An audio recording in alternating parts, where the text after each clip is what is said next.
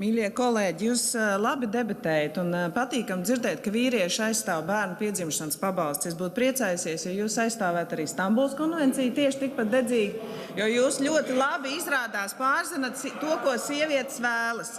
Ja jūs zinat, ko sievietes vēlas, tad es arī varu palēlīties. Man patiešām ir piedzimuši 3 bērni. Un diez vai viņi dzima tāpēc, ka bija liels pabalsts. Bērni dzims tad, ja sieviete zina, ka viņai būs darbs, ka viņai būs kur bērnus pēc tam dārziņā palaist, ka viņai būs skola, ka būs drošība valstī. Un mums ir ļoti daudz bērnu, kuri pazūd, kuri diemžēl izkrīt cauri dažādām sistēmām, kur vecāki nespēja parūpēties. Tāpēc mums ir piešķirts tiešām fundamentāli liels atbalsts un izmaiņas šobrīd notiek Labklājības ministrijā, lai bērnu aizsardzības centru izmainītu. Un es nesolīju nekādu pārresoru koordinācijas centru mainīt. Es solīju, ka Bērnu tiesību aizsardzības inspekcija mainīsies, un viņi arī mainīsies. Viņi turpmāk sauksies Bērnu aizsardzības centrs. Un arī būs piemaksas tām ģimenēm, kurām ir bērni ar invaliditāti, jo tās ir ļoti, ļoti gaidītas piemaksas, kas ir nepieciešams. Un man tad pārsteidz tas, ko tad jūs darat deputātu sociālo lietu komisijā. Jo jūs tur visi esat prasījuši Labklājības ministrijai, jūs no viņiem sagaidat plānu, lai nākamajā gadā viņi ar šīm piemaksām nāk, tad jūs paši neticat tam, ko jūs darat. Labklājības ministrija ir solījis, ka viņi nāks ar šo pabalstu pārskatīšanu. Šajā budžetā viņi ir piedāvājuši arī bērniem pabalsts ar celiakiju, kas slimo, un, protams, ir parūpējušies arī par senioriem, jo dažās ģimenēs tieši seniori ir tie, kas palīdz ģimenēm ar bērniem. Tā kā es domāju, ja tas solījums ir dots, tad vajag sagaidīt arī Labklājības ministrijas plānu, ko jūs paši esat pieprasījuši, un nevajag šeit runāt par lietām, ko jūs labi zinat, nav izdarāms vienā gadā. Ja ir šis plāns nepieciešams, tur tā tad iet runa tikai par tām ģimenēm, kuras nav maksājuši sociālās iemaksas, un šis tiek finansēts no valsts budžeta. Tā ir neliela daļa no māmiņām. Paldies! Man ļoti patīk, ka Latvija pirmajā vietā, un tai pašā laikā viens no viņa lozungiem ir, kāpēc tos Krievijas pilsoņus viņiem prasa to latviešu valodu. Ja, tad viņi rūpēs par Krievijas pilsoņiem, nevis Latvija nav viņiem pirmajā vietā. Ja. Un, ja mēs skatām, tad Gāzt, Kariņa, Levita, Kliķi, nav ne Kariņš, ne Levits, bet tur viņiem nekāda nopelna nav. Ja? Tagad nav jauns lozungs, tagad jauns lozungs, mēs visi pret vienotību. Ja? Saprotiet, viņi ir tādi drusku pret, ja? Vienmēr visu pret. Atlaist Saeimu, paši sēž Saeimā, atlaist Saeimu. Mērķis, tad, Eiroparlamentu vēlēšanas. Dažiem no viņiem Eiroparlamentu vēlēšanas, kurš, es domāju par līderiem, ja, tā kā Ainārs Plešers, ja, un man jau ļoti patīk, ja es jau to piedzīvoju savā laikā, ja, kad Saeimas deputāti, ka liedz pie Saeimas atlaist Saeimu, ja, paši sēž un prasa sev atlaist. Šlesters ar visiem saviem dombiedriem arī prasa sev atlaist. Bet vai viņas ievēlēs otrais? Nē. Viņas drīzāk ievēlēs uz Eiropas parlamentam, jo šo te... Reitingi viņiem ir diezgan labi pēc SKDS. Viņi nenoturēsies uz nākošām vēlēšanām. Jā, jo Covid ir pagājis, pa Covid viņi vairs nerunā, jā, Kliķi ir beigusies, jā, tagad vēl jaunā vienotība, diez vai viņi varēs to jauno vienotību iznīcināt. Saprotiet, ja jūs nenākat kā opozīcija ar progresīvu programmu, ko jūs darīsiet labā, bet tikai lamājaties, viena daļa vēlētāja ir to mierā, ja, un saka, labi, es iešu viņiem pakliegt līdzi, man arī nepatīk, ja, bet es neredzu to, piemēram, tādu potenciālu. Kad, uz ilgtermiņa, teiksim. Pat ne uz ilgtermiņa, pat uz nākošām vēlēšanām. Kolēģi, iesniegtais likumprojekts grozījuma imigrācijas likumā paredz stingrākas prasības ārzemniekiem, kur uzturās Latvijā, un nosaka iespēju anulēt termiņu uzturēšanās atļauju personām, kas atkārtot pārkāpj likumu. Likuma projekts paredz, ka ārzemniekam izsniegtā termiņu uzturēšanās atļauja var tikt anulēta, ja viena kalendārā gada laikā šī persona ir izdarījusi 3 administratīvos pārkāpumus – sabiedriskās kārtības, pārvaldes vai ceļu satiksmes jomās. Šādi grozījumi ir vērsti uz sistemātiskas nepaklausības novēršanu un sabiedrības drošības nodrošināšanu. Latvijas valsts pienākums ir aizsargāt savu iedzīvotāju drošību un sabiedrisko kārtību. Ikvienam, kas uzturās mūsu valstī, ir jārespektē mūsu likumi un noteikumi. Ja persona atkārtot tos pārkāpj, Tas liecina par necieņu pret Latviju, pret tās cilvēkiem, un šādā gadījumā valstī ir tiesības izvērtēt, vai šādas uzturēšanās atļaujas saglabāšana ir pamatota. Likumprojekts attieksies uz dažādu veidu administratīvajiem pārkāpumiem, kas apdraud sabiedrisko kārtību un drošību, kā arī cieņu pret personu un cieņu pret Latvijas valsti. Piemēram, ja persona administratīvi sodīta par agresīvu uzvedību, maznozīmīgu miesas bojājumu nodarīšanu, par totalitāro režīmu simbolu izmantošanu publiskajā vietā, kā arī seksuālu uzmākšanos un ceļu satiksmes noteikumu pārkāpumiem. Šis priekšlikums ir solis imigrācijas kontrolas pastiprināšanas virzienā un sabiedriskās drošības veicināšanas virzienā. Tas ir signāls, ka ilgstoša uzturēšanās Latvijā ir privilēģija, kas pienākās tikai tiem, kuri ievēro Latvijas likumus, rīkojās atbildīgi un respektē sabiedrības noteikumus. Paldies! Daļa no šīs valsts nākotnes augsti godātais apvienotais saraksts. Vēlreiz, ko jūs tur murmināt atkal? Vēlreiz atcerieties vienu lietu. Bez mums, bez krievu valodīgiem, jums nebūs nekādas nākotnes, jo mēs esam puse no valsts. Mēs esam puse no valsts, un atcerieties to labi. Katru dienu mēs stāvam jums blakus. Katru dienu mēs palīdzam attīstīt mūsu valsti. Katru dienu mēs nesam savu pienesumu, lai mūsu valsts attīstās un iet uz priekšu.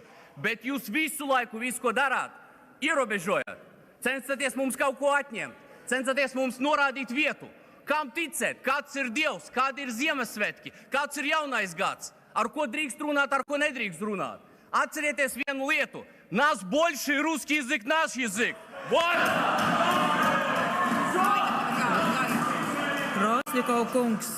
Rosļikov kungs, Saimā drīkst runāt tikai latviešu valodā.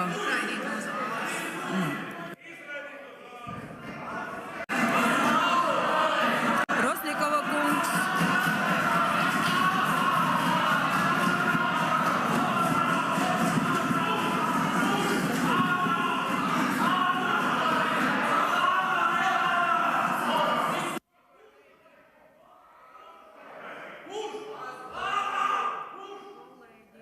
Kolēģi, mazliet mieru.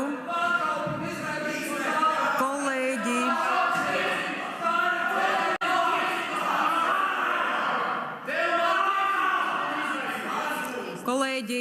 Kolēģi, mazu mirklīti. 10 minūtes pārtraukums. Un par procedūru lūdzu.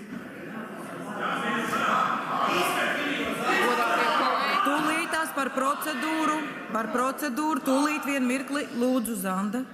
Godātie kolēģi, es uzskatu, ka tika rupji pārkāpts kārtības rullis, un es pieprasu izraidīt deputātu Rosļikovu no zāles.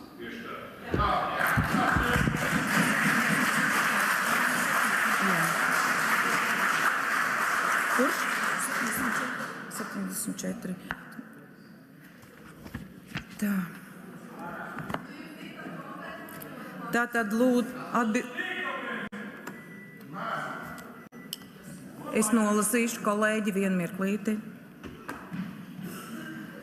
Tātad atbilstoši Saeimas kārtības ruļa 74. punktam, ja runātājs vai kāds sēdes dalībnieks nepaklausa sēdes vadītāja aizrādījumiem vai atļaujas lietot apvainojošus vai ar Saeimas cieņu nesavienojams izteiciens vai traucēt kārtību sēdes laikā, sēdes vadītājs viņu sauc pie kārtības vai liedz viņam runāt vai atsevišķos gadījumos liek Saeimai priekšā izslēgt viņu uz 1 līdz 6 sēdēm. Izslēgt uz 1 sēdi.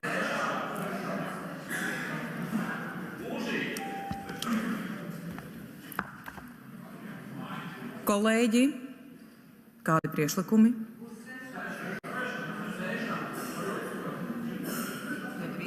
Lūdzu par procedūru. Lūdzu. Lūdzu izslēgt deputātu Rosļikovu no šodienas Saeimas sēdes. Kolēģi, mums par to ir jābalso. Lūdzu zvanu. Balsosim par to, ka attiecīgi deputātu Alekseju Rosļikovu par šodien neētisku rīcību un attiecīgi lietojot krievu valodu Saeimas sēdē, izrādot necieņu Saeimai, un deputātiem, izslēgt Rosļikovu kungu uz šodienas sēdes. Priekšlikums bija uz vienu. Lūdzu, balsojuma režīms. Par procedūru vēl kāds gribēja? Nē, tātad uz vienu sēdi, šodienas sēdi. Lūdzu, balsojums. Lūdzu rezultātu. Par 65 pret 13 atturas 1. Rosļikovu kungs, jūs uz šodienas sēdi esat izraidīts.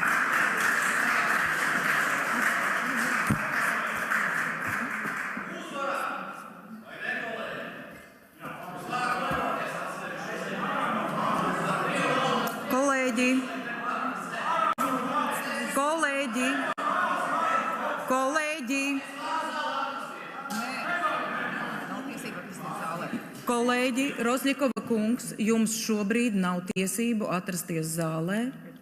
Lūdzu, atstājiet zāli.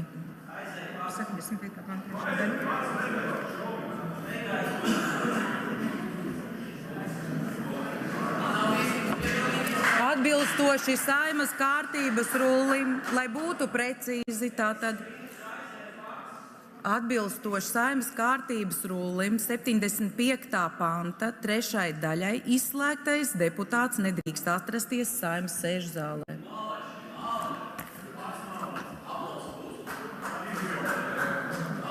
Es nezinu, taisam pārtraukumu, bišķiņ vajag. Kolēģi, es jau teicu, 10 minūtes pārtraukums. 10 minūtes pārtraukums.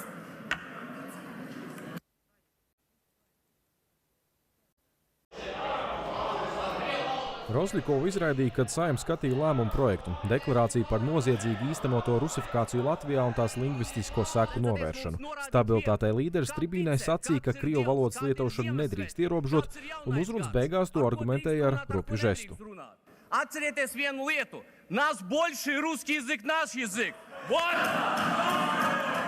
Viņš krievu valodā sacīja mūsu ir vairāk. Krievu valoda mūsu valoda.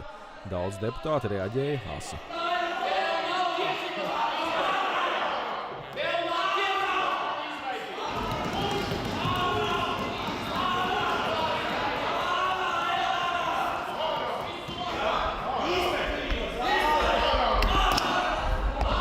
Deputāts Jānis Krasniņš saka, ka asi reaģējis, jo tikko atgriezies no Ukrainas, kur redzētas kara šausmas. Ir diezgan grūti attiet, un šāda izlaiciena no šāda prokremliska kolēģa diezgan bija grūti norīt to savādāk. Viņš par savu atbildes žestu atvainojas, bet Rosļikovs tikmēr mums saka, neko nenožēlojot. Ja Saeima šodien uzskata par atbilstošu izskatīt tīri teoretiski iespēju publiskā telpā aizliegt cilvēkam būt par to, kas viņš ir, tad manā skatījumā visbrutālākais paskaidrojums ir tā vērts. Saeimas priekšsēdētāja Daiga Mieriņa norāda, ka jau pirms sēdes bija Rosļikovu neformāli aicinājusi nepārkāpt ētikas normas. Es jau viņam pirms sēdes pienācu un teicu, Rosļikova kungs, ceru, ka jūs neklieksiet, kā vienmēr mēģināt ar viņu runāt. Un sēdes laikā es viņam aizrādīju, uz ko viņš atbildēja, ka tāda viņam ir balss, bet mēs jau redzam, ka tas jau bija speciāli iestudēts un viņš jau gaidīja šo eskalāciju. Varbūt viņš pat vēl vairāk gaidīja eskalāciju. Tā vismaz izskatījās. Viņas vērtējumā ir pamats ētikas komisijai lemt par bargāko sodu. Aizliegt piedalīties 6 Saeimas sēdēs. Kopā ar stabilitātei deputātiem, kas sava līderu uzvedību atbalstīja, pret Rosļikova izraidīšanu balsoja arī Latvija pirmajā vietā deputāti. Kāpēc jūs tādu jautājumu uzdodat? Uzdodat, kāpēc tas viss šodien notika? Tas notika, Rosļikova rīcība tāds bija jau sekas, un es neatbalstu varbūt tieši viņa formu, kādā veidā viņš izpaudās, bet es esmu kategoriski pret nacionāļu provokāciju.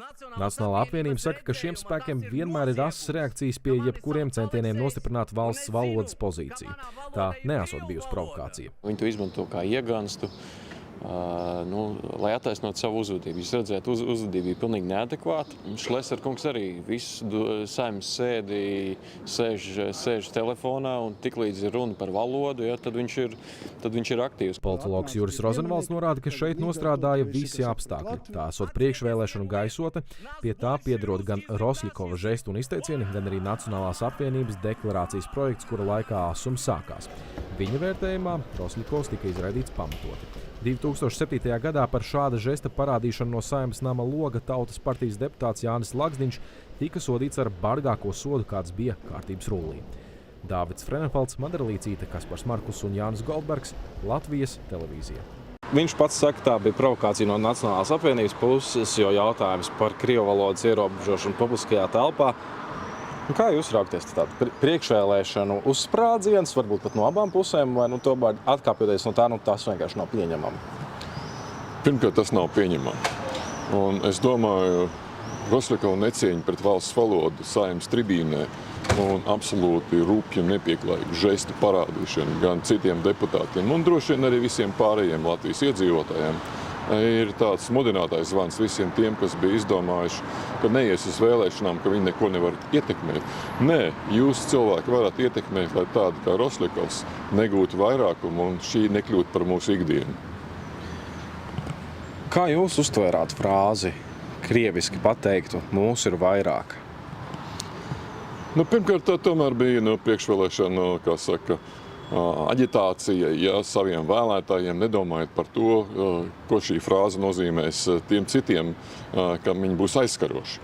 Un līdz ar to tas efekts ir tāds, dabūs jau viņš dažas balsis no krievu vēlētājiem, bet ļoti daudz varbūt balsis dabūs citas partijas tieši tik tāpēc, kad Rosļikovs tā rīkojās. Tas tāds īstermiņa riskants pasākums, bet priekšvēlēšanas, jo citas partijas tur premjeru grib demisionēt katru otro nedēļu. Jo, tā kā, ir tas, diemžēl, nožēlojami, ka tādas Rīgas pašpārvaldes politiskās cīņas notiek ne jau Rīgā, bet Saeimā, kur vienkārši tā tas ir kā pievilcīgi. Tas nozīmē, ka partijām nav plānu, viņam nav ko piedāvāt vēlētājiem. Viņi var iesaistīt sev uzmanību tikai ar skandālu, kas ir labi, jo tas tomēr polarizēs vēlētājus, un es domāju, ka ļoti daudz aizies uz vēlēšanām tieši tāpēc, ka noskatīsies šo Rosļikova rupjo izgājienu, un es ceru, ka Latvijas televīzija to parādīs vismaz 10 reizes pēc kārtas, lai visiem pielec, ko tas nozīmē un kāpēc tas tiek darīts.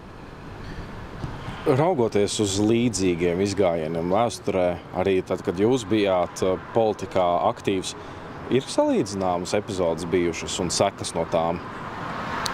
Vienmēr jau ir bijuši kaut kādi sīki skandālieni un diezgan tādi izaicinoši iznācieni, bet šis ir viss skarbākais, jo viņš aizskar tiešām valsts valodu, viņš aizskar arī latviešu cilvēku nacionālās jūtas, un es domāju, ka reakcija no vēlētājiem būs tieši šajās vēlēšanās. Tā līdzīgi kā tas bija, kad bija izaicinājums latviešu valodai kā vienīgajai valsts valodai. Kad mēģināja panākt krievu valodu kā otro valsts valodu, jūs domājāt, ja? Jā, tad, kad mēģināja panākt krievu valodu kā otro valsts valodu, kaut ko līdzīgi šodien teica arī Rosļikovs, cilvēki mobilizējās, jo saprata, tas ir būt vai nebūt jautājums, un mēs esam visi vienoti. Otrkārt, tam līdzi sako arī Krievija. Būsim,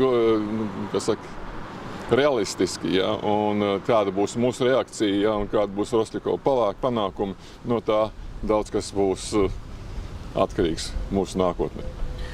Kad es pirmo reizi klausījos to epizodu, man šķita tie kā draudi. Mūs ir vairāk, mūsu valoda krievu valoda.